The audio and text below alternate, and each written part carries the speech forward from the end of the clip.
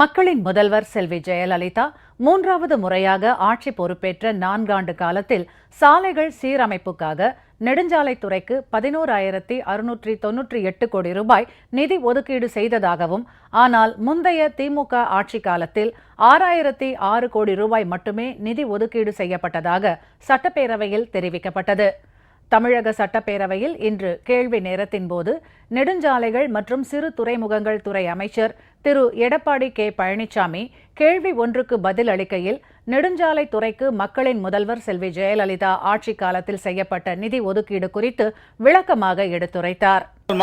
புரட்சித் தலைவி அம்மாவில் 2011 ஆட்சி பொறுப்பேற்ற பிறகு சாலையெல்லாம் சிறப்பாக அமைய வேண்டும் என்பதற்காக 2011-12 1900 கோடி, 2012-13 2262 கோடி, 2013-14 3255 கோடி, 2014-15 3300 கோடி ஆக இப்படி கிட்டத்தட்ட 11,698 கோடி ரூபாய் நெடுஞ்சாலைத்துறைக்காக ஒதுக்கப்பட்டு இன்றைக்கு தமிழகத்தில் உள்ள சாலைகளெல்லாம் சீர் செய்ய வேண்டும் என்பதற்காக இவ்வளவு நிதியை ஒதுக்கீடு செய்திருக்கிறார் என்பதை நேரத்தில் சுட்டிக்காட்டி, பழுதடைந்த அங்கன்வாடி கட்டடங்களை சீரமைக்கவும், புதிய அங்கன்வாடி கட்டடங்கள் கட்டவும் மக்களின் முதல்வர் செல்வி ஜெயலலிதா வழிகாட்டுதலின்படி செயல்படும் அரசு எடுத்துள்ள நடவடிக்கைகளை சமூக நலம் மற்றும் சத்துணவு திட்டத்துறை அமைச்சர் திருமதி ப. வளர்மதி கேள்வி ஒன்றுக்கு பதில் அளிக்கையில் குறிப்பிட்டார். மாண்புமிகு மக்களின் முதல்வர் புரட்சித் தலைவி அம்மா அவர்கள் எங்கெங்கு பழுதடைந்த கட்டடங்கள் இருக்கிறதோ அந்த இடங்களிலே எல்லாம் அந்த பழுதடைந்த கட்டடங்களை சரி செய்வதற்கும், சொந்த கட்டிடம் இல்லாத அங்கன்வாடி மையங்களுக்கு சொந்த கட்டிடம் கட்டுவதற்கு மாண்புமிகு அம்மா அவர்கள் ஏற்கனவே உத்தரவிட்டு அதன் அடிப்படையிலே கணக்கிடப்பட்டு நடவடிக்கைகள் மேற்கொள்ளப்பட்டு வருகிறது. உயர்கல்வித்துறை அமைச்சர் திரு பி. பழனியப்பன் கேள்வி ஒன்றுக்கு பதில் அளிக்கையில், கிராமப்புற மாணவர்கள் மற்றும் வறுமை கோட்டிற்கு கீழ் வாழும் மாணவர்கள் கல்வி கற்பதற்காக 53 புதிய கல்லூரிகளை தொடங்கிய பெருமை மக்களின் முதல்வர் செல்வி ஜெயலலிதாவையே சேரும் என குறிப்பிட்டார்.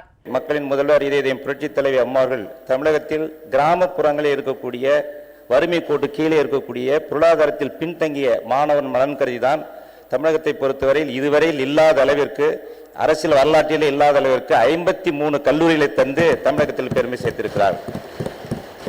அனைத்து இந்திய அண்ணா திராவிட முன்னேற்ற கழக ஆட்சியில் தான் 6 பொறியியல் கல்லூரி தொடங்கப்பட்டிருக்கிறது. அதுவும் சொல்ல வேண்டும் என்று சொன்னால், மாண்புமிகு மக்களின் முதல்வர் புரட்சித் தலைவி அம்மாவுடைய ஆட்சி காலத்தில் 5 அரசு பொறியியல் கல்லூரி தொடங்கப்பட்ட வரலாறு இது மிகப்பெரிய வரலாறு. தமிழகத்தில் 1574 நேரடி நெல் கொள்முதல் நிலையங்கள் செயல்பட்டுக் கொண்டிருப்பதாகவும், தேவையான இடங்களில் இத்தகைய நேரடி நெல் கொள்முதல் நிலையங்களை திறக்க மாவட்ட ஆட்சித் தலைவர்களுக்கு அறிவுறுத்தப்பட்டுள்ளதாகவும் தெரிவித்த உணவு, இந்து சமயம் மற்றும் அறநிலையத்துறை அமைச்சர் திரு ஆர். காமராஜ், நாட்டிலேயே விவசாயிகளுக்கு ஊக்கத்தொகை வழங்கும் ஒரே மாநிலம் தமிழகம்தான் என பெருமையுடன் குறிப்பிட்டார். டெல்டா மாவட்டங்களில் 1358 கொள்முதல் நிலையங்களும், பிற மாவட்டங்களில் 216 கொள்முதல் நிலையங்களும், ஆக மொத்தம் 1574 நேரடி நெல் கொள்முதல் நிலையங்கள் செயல்பட்டுக் கொண்டிருக்கின்றன. விவசாயிகள் நல்ல அக்கறை கொண்டிருக்கிற மாண்புமிகு மக்கள் முதல்வர் புரட்சித் தலைவி அம்மா அவருடைய அரசு அவர்களுக்கு ஊக்கத்தொகை வழங்குகிறது. இந்தியாவில் வேற எந்த மாநிலத்திலும் ஊக்கத்தொகை வழங்குவது கிடையாது. ஊக்கத்தொகை வழங்குகிற ஒரே மாநிலம் மாண்புமிகு மக்கள் முதல்வர் புரட்சித் தலைவி அம்மா அவர்கள். சன்னரக நெல்லுக்கு 70 ரூபாயும், சாதாரண நெல்லுக்கு 50 ரூபாயும் குவிண்டாலுக்கு ஊக்கத்தொகையை கொடுக்கிற அரசு மாண்புமிகு மக்கள் முதல்வர் அம்மா அவருடைய அரசு என்பதை மீண்டும் மாண்புமிகு உறுப்பினர்களுக்கு தெரிவித்து, மக்களின் முதல்வர் செல்வி ஜெயலலிதா மூன்றாவது முறையாக ஆட்சி பொறுப்பேற்ற 4 ஆண்டுகளில் தமிழகத்தில் 75 புதிய போக்குவரத்து பணிமனைகள் தொடங்கப்பட்டுள்ளதாகவும், பேருந்துகளின் எண்ணிக்கையை பொறுத்து மேலும் போக்குவரத்து பணிமனை தொடங்குவது குறித்து ஆவண செய்யப்படும் என கேள்வி ஒன்றுக்கு பதிலளிக்கையில் போக்குவரத்து துறை அமைச்சர் திரு வி. செந்தில் பாலாஜி தெரிவித்தார்.